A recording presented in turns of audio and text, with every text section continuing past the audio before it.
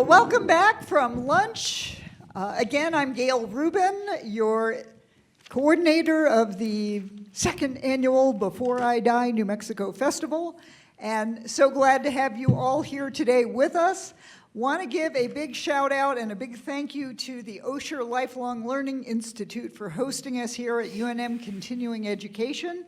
They have been wonderful, and I also want to thank our sponsors that make this festival possible, which includes A Good Goodbye, funeral planning for those who don't plan to die, EternityGardens.com, National Guardian Life Insurance Company, Estate Pros, French Funerals and Cremations, Morris Hall, an estate planning law firm, Legacy Concierge, Passages International, and Zia Trust. And today, for this hour, we have an interesting panel discussion on near-death experiences and end-of-life visions. While we don't know what happens after we die, there are tantalizing hints from the great beyond. And people who have had near-death experiences often say they lose a fear of death. And there are hospice workers who hear the dying speak of trips and maybe talk to deceased people. What do we make of these voices from beyond? So we're going to explore the woo-woo side of death in this session. Our speakers are Erin Conklin. She's a hospice nurse, and Jolynn in the middle, and who has a unique gift, and Kate Blaker, who has had a near-death experience. So I'm guessing you want to go down the road there? Yes. So let's start with Kate. Please introduce yourself and what's up? Good afternoon. So my name is Kate, and my background, not that it's particularly relevant here, but is in speech-language pathology. I was asked to talk today about my near-death experience, which it occurred when I was 24 years old. Oh, let's see. Is this easier? Can you hear me now? Okay. So my near-death experience occurred at age 24. I was here in New Mexico. I remember that I was driving along a road in Chimayo. It was the last day of the season of the Santa Fe Opera. At the time, I was working at the opera. And there was a large rainstorm and a lot of gravel and a wet road. And I massively overcorrected when I went into a skid. So I was actually thrown out of the vehicle. The doctors all told me that it's better if the vehicle takes the first knock, not your body. So I was actually essentially lying in a ditch.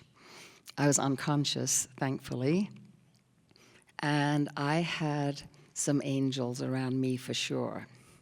So I was picked up by a nurse who happened to be driving a station wagon, who had two brothers, and she picked me up. I had lost 9 pints of blood.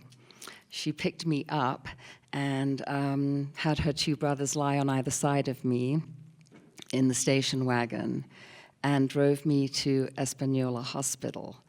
And she, unfortunately, I'm so sad about this, she never identified herself. She was truly my angel. I think she might have been concerned about the Good Samaritan law. So probably within 24 hours, I had this incredible near-death experience where you've all heard about that tunnel of light. It's just indescribable. It is, I don't know if some of you saw the film today earlier, Living While Dying. There were a few images of the sunrises and the sunsets. If you magnify that light 10 times, you get an idea. Just imagine yourself standing centered in that incredible soft gold white light. It was timeless. everything stopped. It was completely serene, and I heard these loving, loving voices at the end of the tunnel, and I couldn't quite make them out because it seemed like my mother's voice or maybe my grandmother's voice, but neither of them had passed, and I was not resisting this in any way. I was going straight forward, but something in that other realm, I think, made the decision for me that it wasn't going to be my time to pass. And so I woke up the next, after that experience. I can tell you I was incredibly disappointed. I was only 24 years of age, but I just hated that I didn't get to fulfill that trip. And interesting, so I spent 4.5 months in Espanola Hospital, and it certainly changed my life. I knew that I needed to create meaning in my life after that experience. About 10 years after that, this is the woo-woo part, I went to an acupuncturist, and she said, what I'm seeing is, my left leg was pushed into my pelvis 4.5 inches.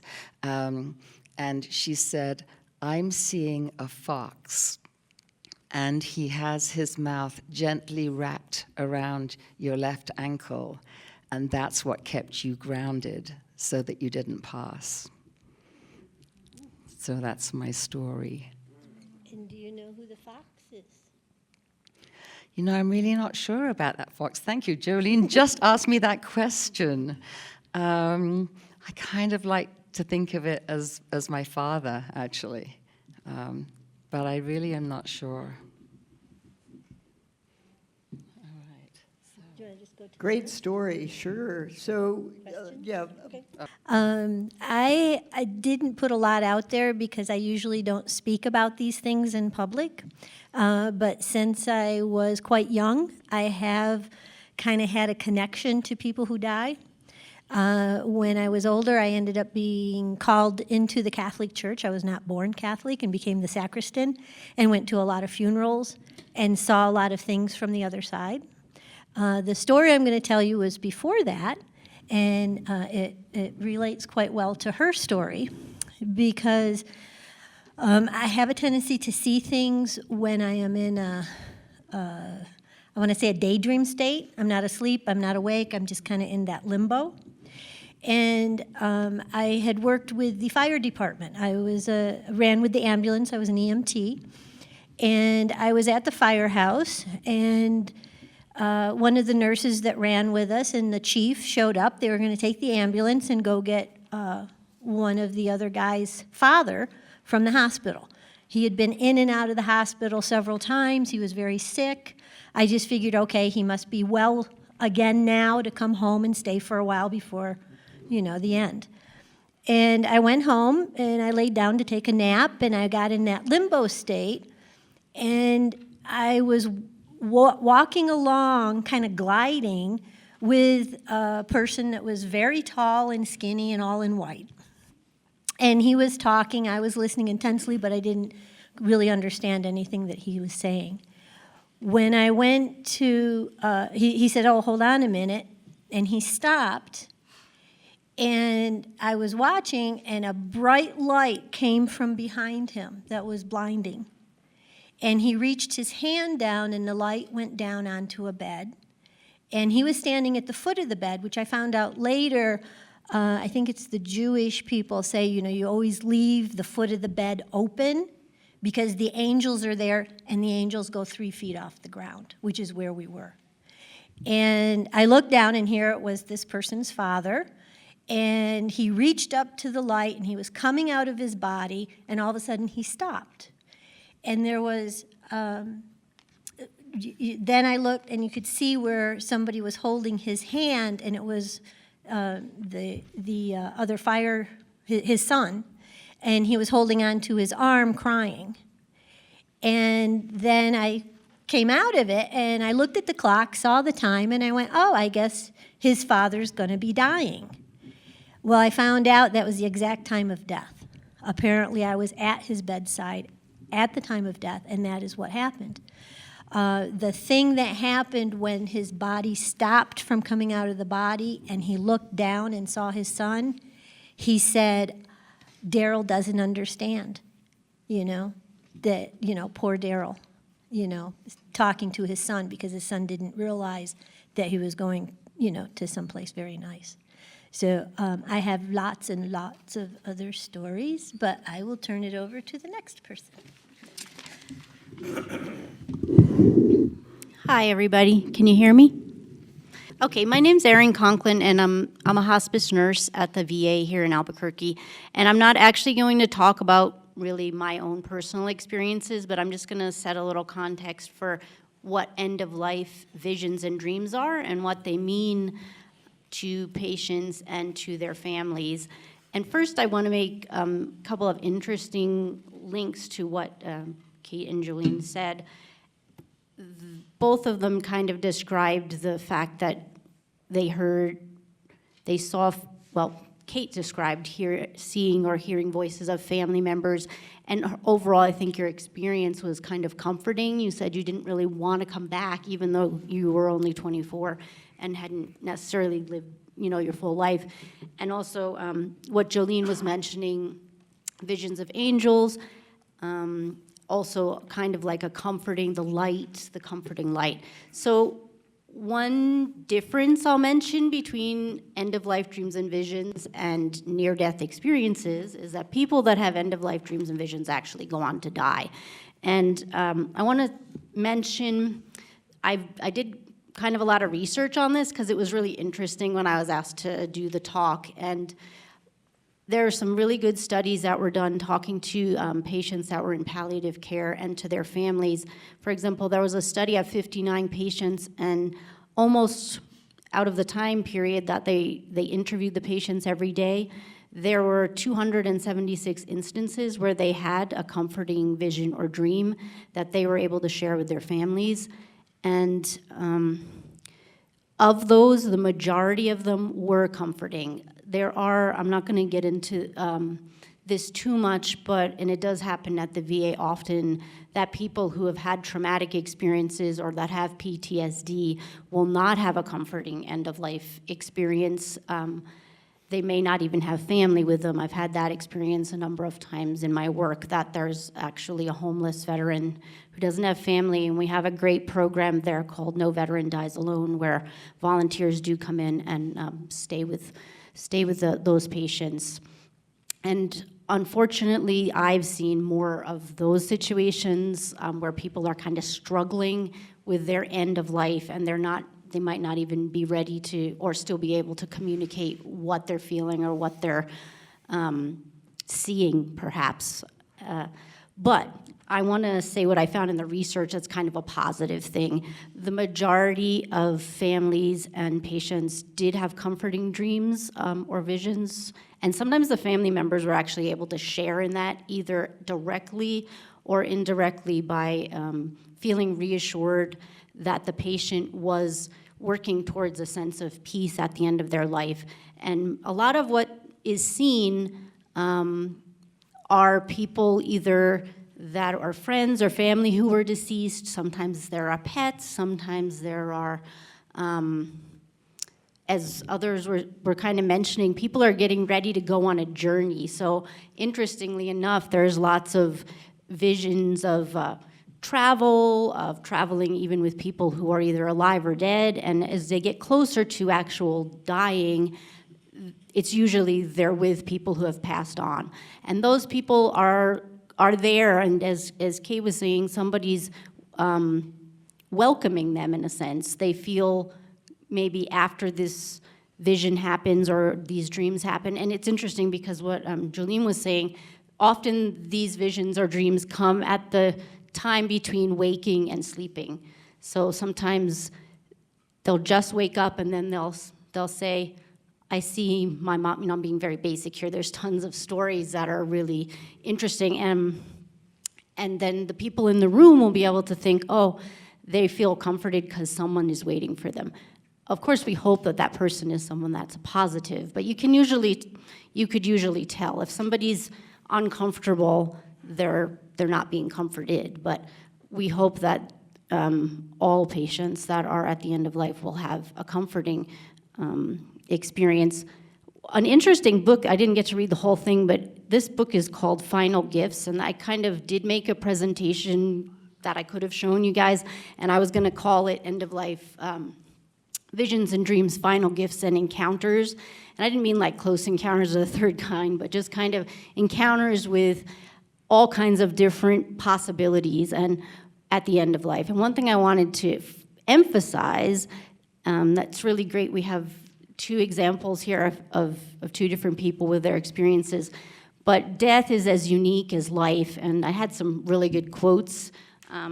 One of them, I don't know if any of you are familiar with Joan Halifax, who's up in Santa Fe. She wrote a book some years back called Being with Dying, and the quote that I was going to start out with was, "In death, you're going to be what your experience is." And I think it's just to emphasize that if someone is peaceful at the end of life, they might not have a vision or they might not have a dream, but that's their experience. And as a nurse, we are obviously trying to help people be comfortable. So 2 other things I want to touch on. What an end-of-life dream and vision is not. It's not induced by medication. It's not a hallucination. I mean, some people might say that because it's like a vision someone sees, but a hallucination in a medical sense is usually something that's distressing. So those people who are comforted by their dreams and visions are not hallucinating. They're not experiencing imbalances in the chemicals in their body that happen at the end of life. So it is a real thing. And the last thing I wanted to say is I learned a lot as I was doing this presentation about how underreported end-of-life dreams and visions are. So I want to emphasize 2 things.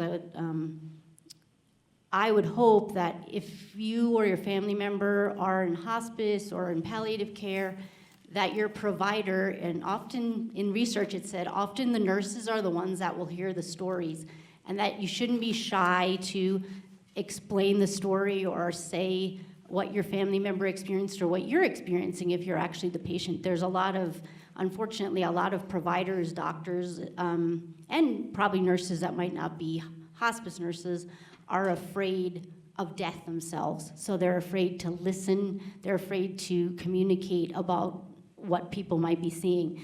And that's the big thing, the communication. And I think communication kind of covers all of this. I mean, Kate communicated with,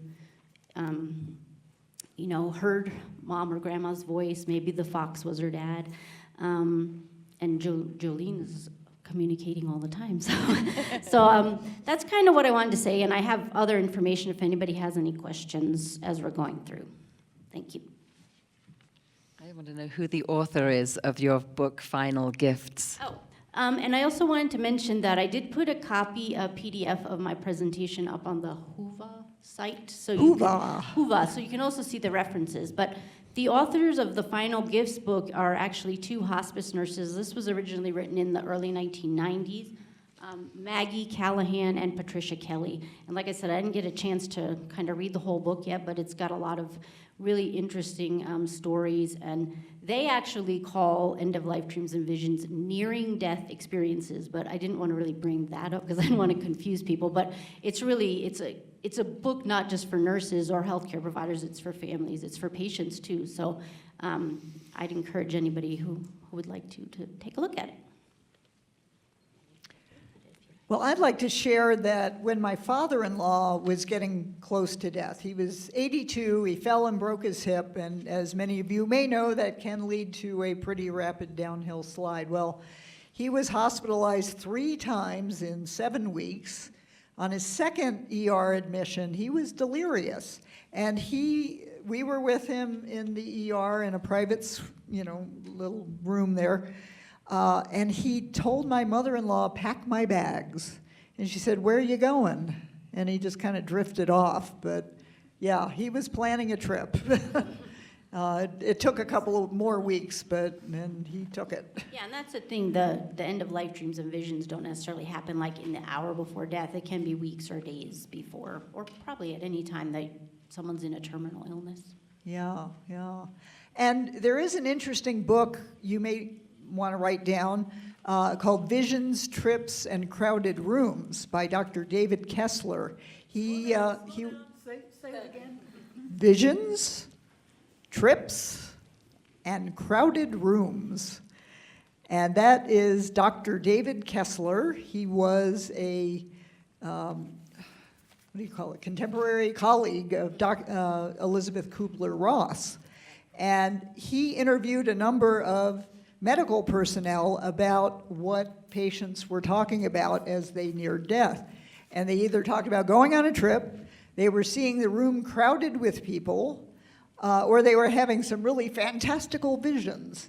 And yeah, I tried to get a hold of that book before I finished up my research, but I didn't manage in time. But that was, my friend Libby actually mentioned that to me.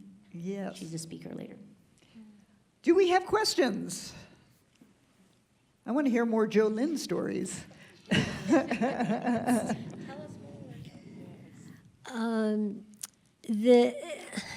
This story isn't as good, but yet it comes out with a good ending.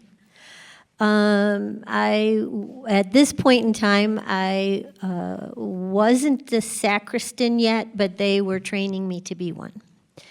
And I had gone to a service early in the morning, and I have a tendency to see angels.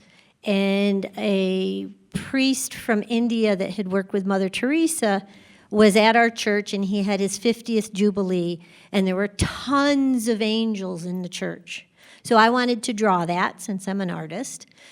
So I brought my tablet and figured, well, I will draw it before the service, and it wasn't coming out right. So I had the service, and then after the service, I sat, and I was trying to figure out, and it just wasn't working, and then all of a sudden I turned the paper, and then it just, there it is. So I folded it up, and I was thinking, well, what am I going to do now? Because I got done a whole lot quicker than I thought. And I heard a voice saying, we need you out here. And I heard this noise that sounded like, like one of those sardine cans opening, but it was really loud. And so I went out, and there was a truck that had slammed into a car. The car was making a right-hand turn and pulled in front of the truck, and it just smashed the truck. A young man got out of the truck, was all freaked out, said, we need help or whatever. And I says, are you okay? And he's like, yeah, but, whatever. And I says, go call. He said, I don't have a phone. I says, there's a laundromat. Go to the laundromat and call. So he called 911, and I went over to the car. There were two little old ladies in the car. One was driving. She was slumped over in her seat and basically looked pretty gone. The other lady was aware, was talking to me or whatever. And so I just worked with the lady that was in the driver's seat, couldn't open the doors or anything. But when I looked in the car, her glasses had come off of her hand, or off of her face, and they were sitting on her fingers over on the other side of the car, actually, at that point. But the glasses kept going like this. She wasn't moving. And I looked, and there were all of these black creatures on the floor, and they were knocking her glasses. And I knew that if those glasses fell on the floor, she would go, and she would not have a happy trip. So I literally crawled into the car, kind of half over her, to be able to get a hold of those glasses. The other lady couldn't move. As soon as I got the glasses, I folded them up, I handed them to the other lady, and I said, she's going to be fine, she's going to need these. I continued to talk or whatever, and I was able to get her to respond by finally blinking her eyes yes and no, but that's all she could do. And I just stayed with her. She said her chest hurt really bad, so I kind of loosened her coat up a little bit.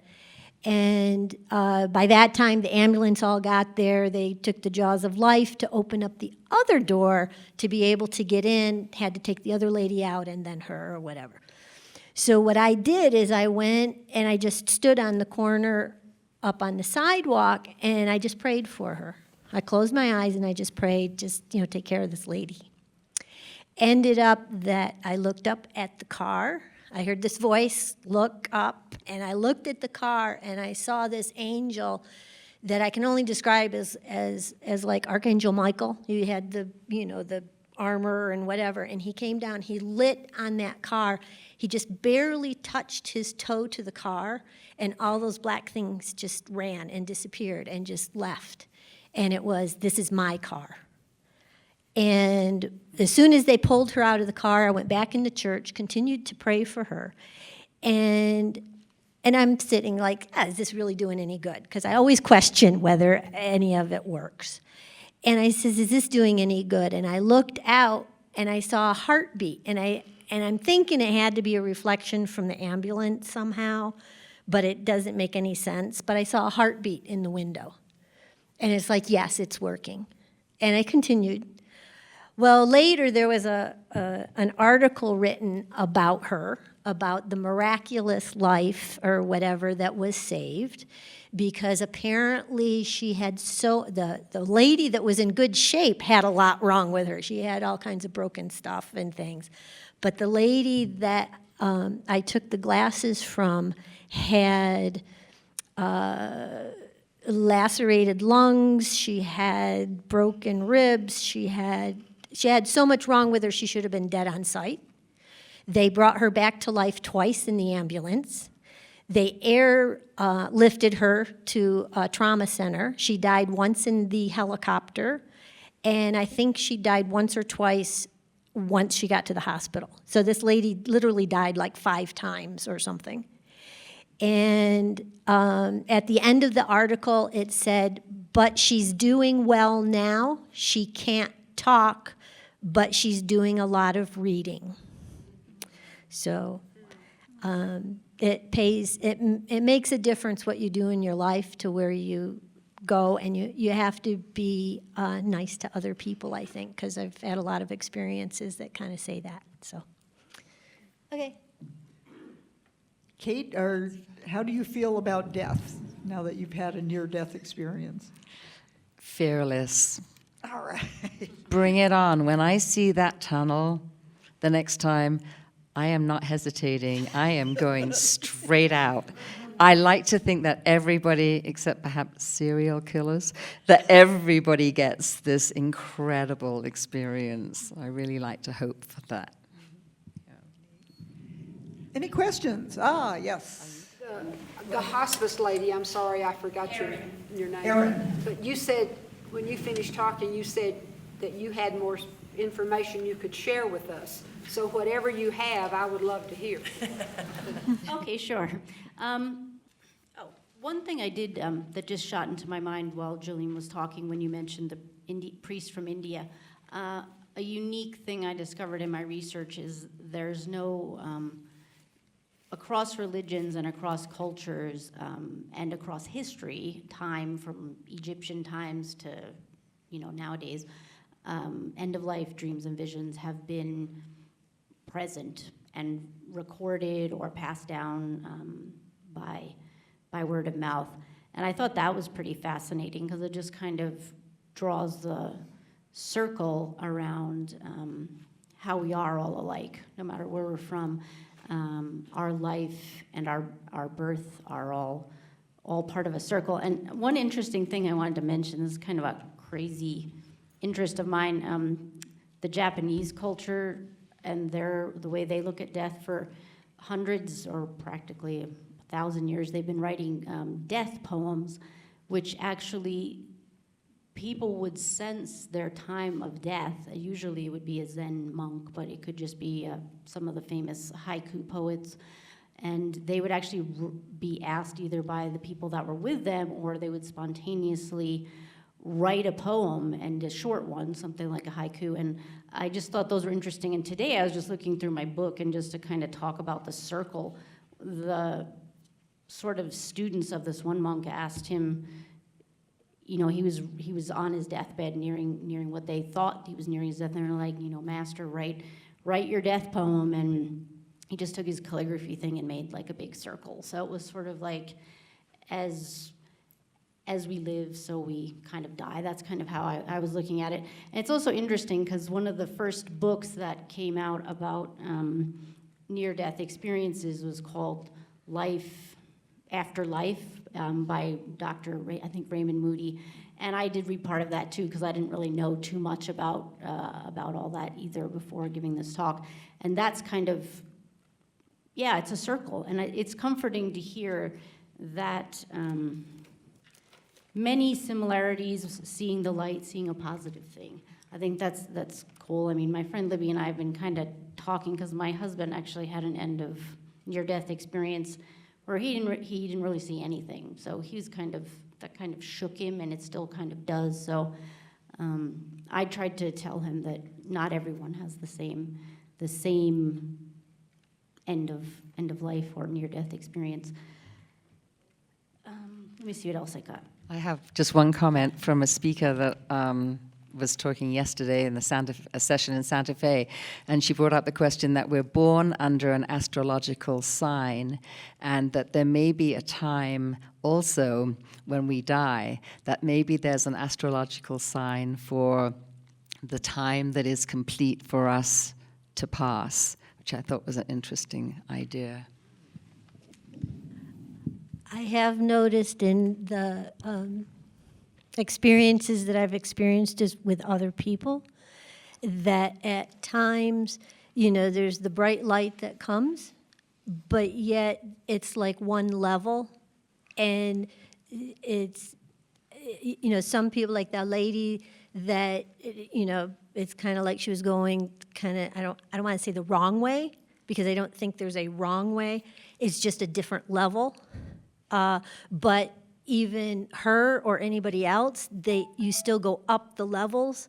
It's just that you don't do it from this plane if you actually take that journey, but you have to take more journey before you get there. So.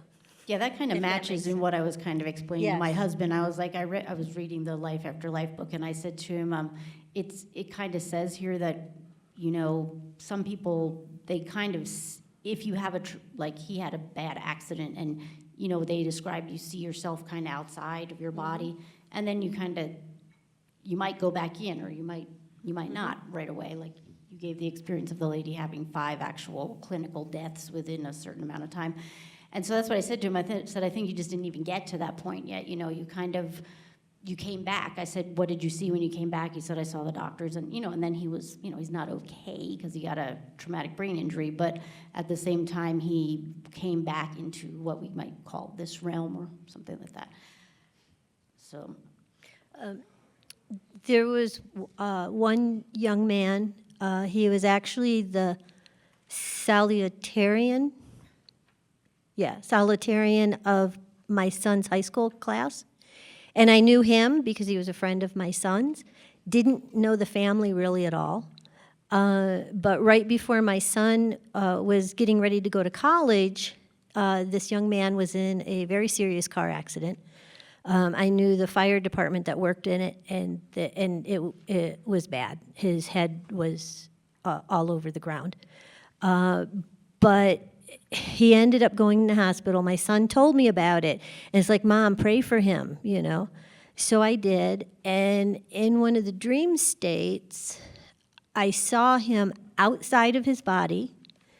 They were doing CPR on him. And he was looking down at himself going, what's going on? What's. And he fought hard to get back into his body, but he was in a coma. And so he was trying to squeeze his mom's hand. And, but he was still very much there. But something made me think. And so I called a friend that I knew would know them. And I said, you need to tell them that he is still there, not to pull the plug, and that he's trying to get back. And the mom said that she felt him squeeze her hand, told the doctor, and the doctor's like, yeah, okay, you're just not ready to let go of him yet, I understand. And so they left it for another day, and it took a day, but he squeezed the doctor's hand. And it ended up that he came back I met him, I think, probably 2 years after that, I saw him. And he, of course, it was a super scientific class. My son's got a PhD in microelectronic engineering, and this guy was smarter than he was. And he was actually riding around on a four-wheeler. He didn't get everything back, but he got like almost everything back, considering that half of his brain was gone. And he was actually going around before they started working on making gas from apples or whatever, and he was collecting apples to do the formulas and stuff to figure out how to make the methane gas or whatever it is to power things. But it's that thing where you're out of your body, and there's a separation that happens. And if you've got people or things that are trying to pull you back, like the fox holding on to your leg or whatever, that keeps you grounded in this world, you can make that transition back again, too, or go on. Sir? I'm interested in the care of the person after they die. Do you folks have anything to say about that subject? The care of the person after they die. After they die. I know that there's many religious traditions that, like the Jewish people said Shiva, and, so I'm interested in your personal experience with that. I can only really speak from my experience in the hospital, and that would kind of be, I just have to say, being a hospice nurse is a privilege, and to actually be with someone at the moment that they die, especially if they are alone, is just a privilege and an honor is all I can say. But we have, regardless of religion or background, or even, and I won't say not of cultural preference, because if there is a particular cultural preference that a family would request at the exact time of passing, we would do everything we could to honor that within the hospital setting. If a traditional burial or a cremation is planned, we do just perform a washing of the body in the hospital, and we dress them, depending on whether more visitors will be coming, because we do allow the body to stay on our unit for up to 4 to 6 hours, depending. We will prepare the veteran either in clothes that the family asks for or in a hospital gown, and we'll put a flag, holding a flag.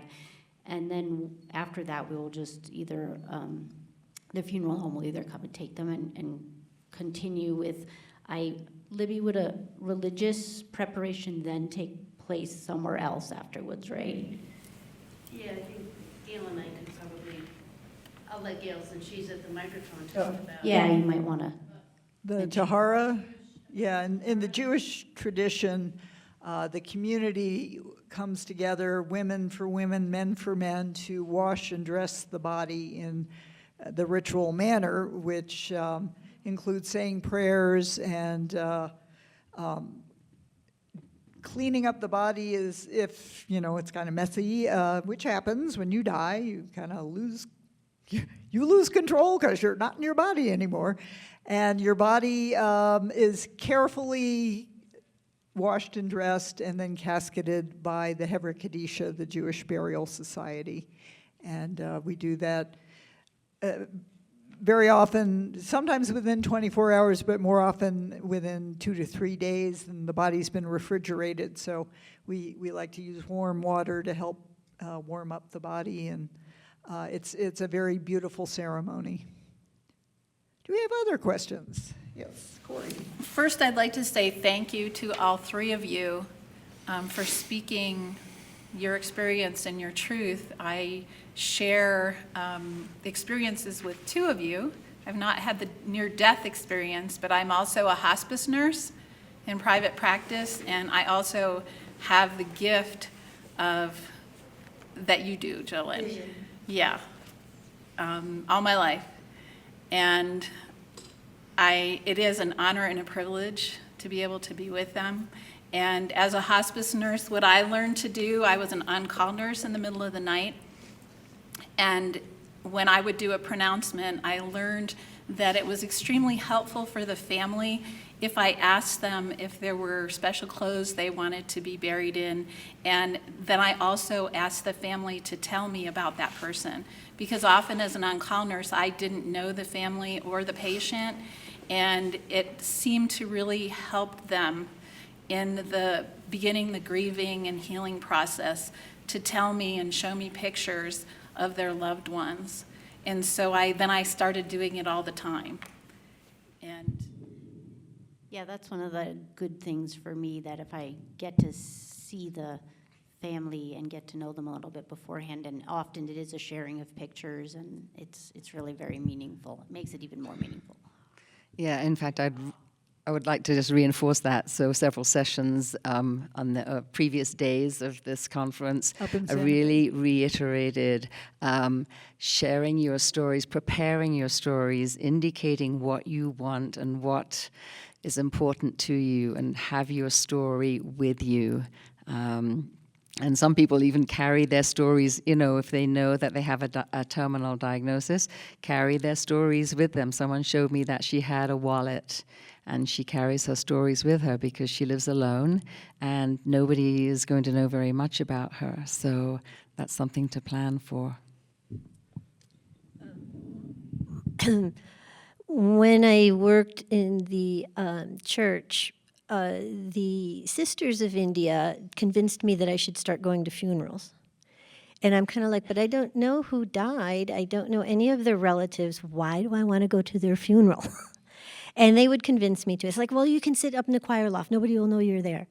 So they got me, so I started going. And I remember I would always commune with whoever was there. I'd see the angels and the people coming back or leaving to go with them or whatever. And I remember this one time, this man had passed away. And of course, I seemed to be the only one that could hear him. So he came to me and he said, "Tell my wife to get out the clarinet." And I'm like, okay, I'm going to walk up to this woman I've never met before. I don't know anybody that's here at this funeral, and I'm going to tell this lady to take out the clarinet. But I'm like, no, you need to do it. I'm like, okay. So I went and I told this lady, yeah, your husband said to take the clarinet out of the closet. And she just grabbed me, gave me a big hug, started crying, and said, oh my God, we were talking about that the night before he passed away. And we were trying to decide if I should start playing the clarinet again. And we never made the decision. So thank you. And so I think when it comes to when somebody dies, for where I'm coming from, because I don't wash dead bodies, I don't deal with the body per se, but I deal with the spirit. And I think the main thing is to try to be quiet and listen, because they are on the other side trying to talk to you most likely. And you might not have some crazy lady sitting in the back going, I don't want to tell her. Do you think it's possible for us mere mortals who don't recognize we might have a gift to develop? I think it's possible for anybody. I really do. But the thing of it is you get so busy in your world, you get so busy with, this and that you miss that connection. Because, I have had this connection since I was younger, but I've always been very small, very quiet. I've always done my artwork and so on and so forth, so I've always been open to it. And I never got all involved with the world and, do I look okay? And, all of that sort of thing that, you get so involved with this world that you don't make the connection with the other one. Fascinating. One more question. Yes, ma'am. Wondering, Jolynn, if you do anything in particular to induce that sort of liminal state that you get into?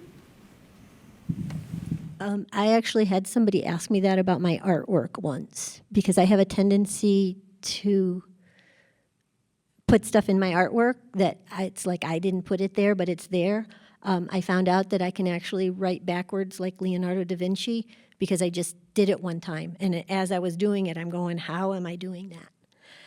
I think the main thing is you have to be clear, be open, You know, it's really hard to be blank. You know, I'm sure some of you have meditated. It's something similar to that, because you have to blank out all, you know, you can't be thinking, gee, I really want to eat a burger right now. Okay, I can do that because, I mean, I try to shut it down and I can't sometimes. But I think when you first start, you have to be able to just be blank so that you can filter it in. You have to be careful because you have to make sure you're filtering the right stuff, because there's a lot of bad stuff out there that will try to get in and take over. So you have to make sure that you're in the right mindset and the right, you know, as such, and it will come. I find that if I can sit and do art, that's where it comes for me, because it keeps me that centeredness. I don't know if that helps. All right. Well, Kate Blaker, Jolynn, and Erin Conklin, thank you so much for your wisdom and fascinating session. Thank you.